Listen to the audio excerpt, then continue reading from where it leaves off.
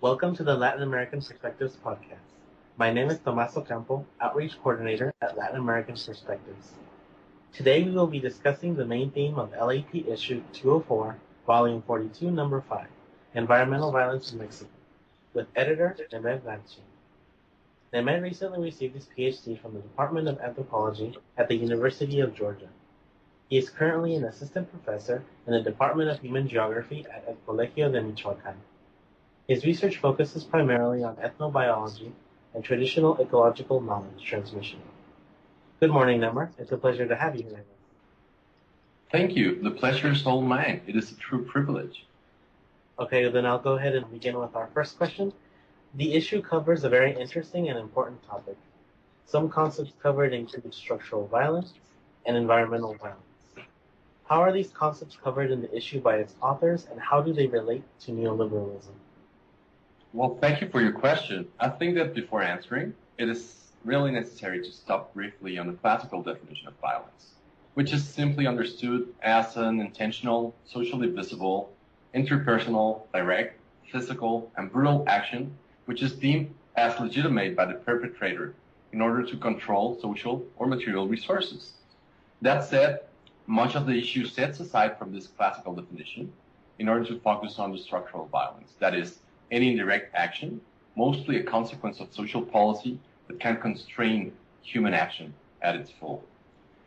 Throughout the history of our species, we have seen the rise of many social conventions that build structures full of violence, namely racism, classism, genderism, any of those, and many more that you can imagine. The whole world system, as conceived by Wallerstein, is aimed at constructing this structure that fosters the growth of cultural and economic cores while constraining the actions, capabilities, and resources of the peripheries.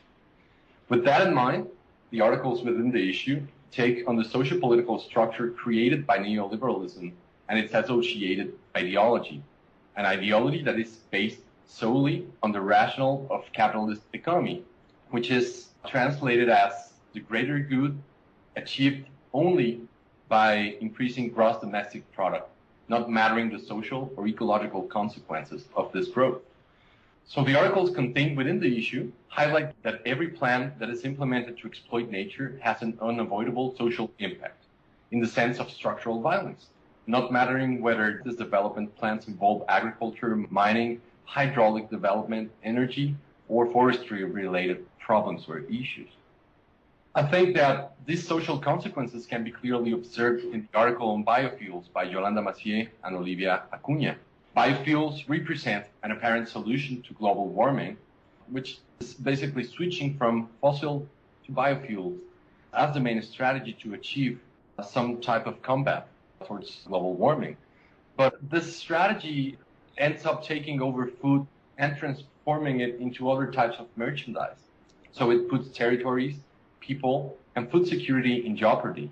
The same happens with the article presented by Verónica Ibarra and Circe Badillo on tourism development in Vallavanderas. The constructing of a touristic complex is an apparent hope of development and employment for the local people, but it ends up being an agent of dispossession and a catalyst of marginalization of the peoples that have always considered Vallavanderas their home.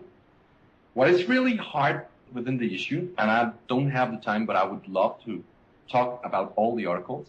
What is really hard to follow, and it's not as sharp as we would have liked, are these intangible, long-term consequences of what Rob Nixon calls slow violence. That is, processes that evolve so slowly that they are not easily perceivable until their accumulated effect is a huge mess. For example, what happened now in Colorado with Las Animas River. All of this pollution that came from the King mine, which was just there waiting for tragedy to happen.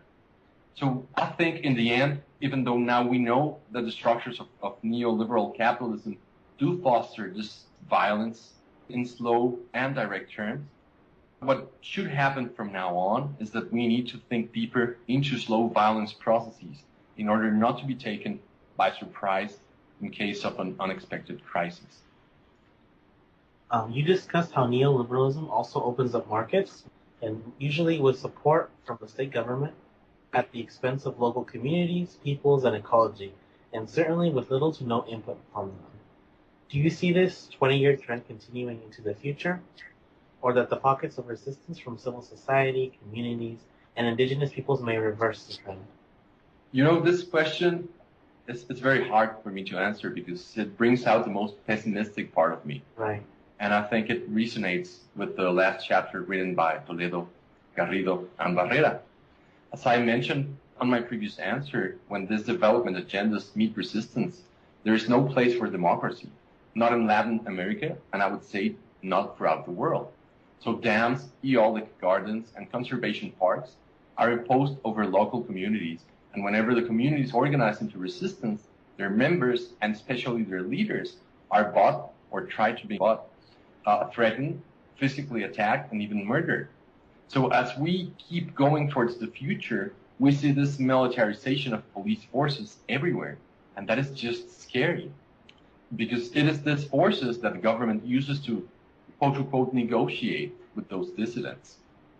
But direct physical violence is not the only strategy used by development agents and individual capitals.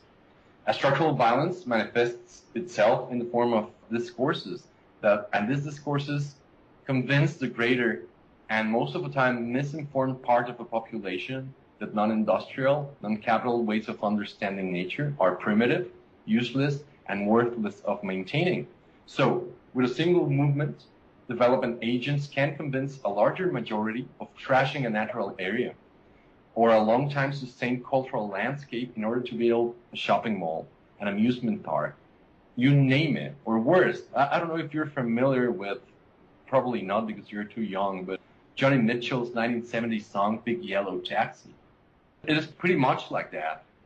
Development agents take over territories to build museums aimed at recreating that very same thing that the developers want to take away from others. Wow. So there are a handful of people actively fighting right now for the environment, directly through protests and involved in other types of activism, popularizing science and scientific writing, and researching, both from the biophysical and social realms of knowledge.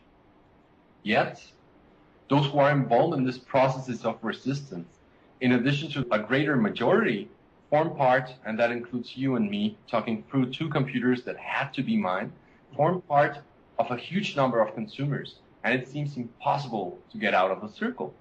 However, there are two ways in which I see this can change in the midterm, in this 20 years.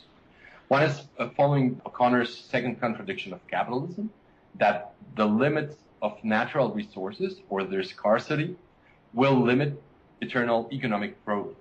So the depletion of resources will slow down capitalism until it stops.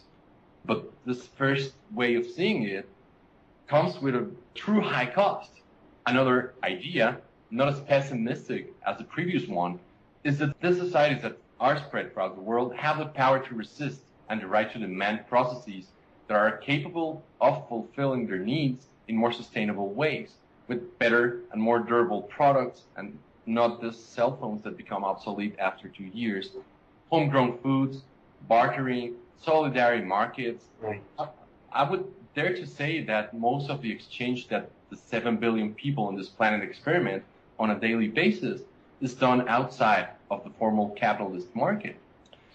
If we realize the social and ecological implications of small-scale, local exchange, I think we have a better chance to resisting a system that uses all of its economic, political, and constabulary capacities to push us every second of our existence into unsustainable, predatory consumerism. To wrap it up, I think that social movements play an important first step, but are also the foundation for resisting and reversing the environmental violence caused by an economic system, not only neoliberalism, but any economic system that doesn't take into account ecological and geophysical cycles within its own cycle.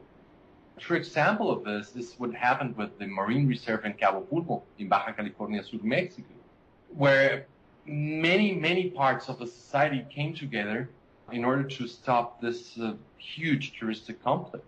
So a chance of a stronger social movement will only come with a larger involvement of sectors of society that are not only directly affected by development. In this context, life sciences and social sciences have to set aside their disciplinary biases in order to support these small communities with sound data. And these communities, well, I don't know if it's not obvious, but they face all alone this powerful machineries. We have this 20 years or less to realize that ecological and social are one and the same thing for our species.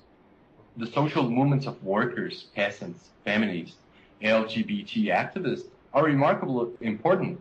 And there are real struggles, and they have made significant contributions to more equity in our lives. But none of these movements are worth of being achieved without a healthy environment that can sustain all these diverse groups of peoples.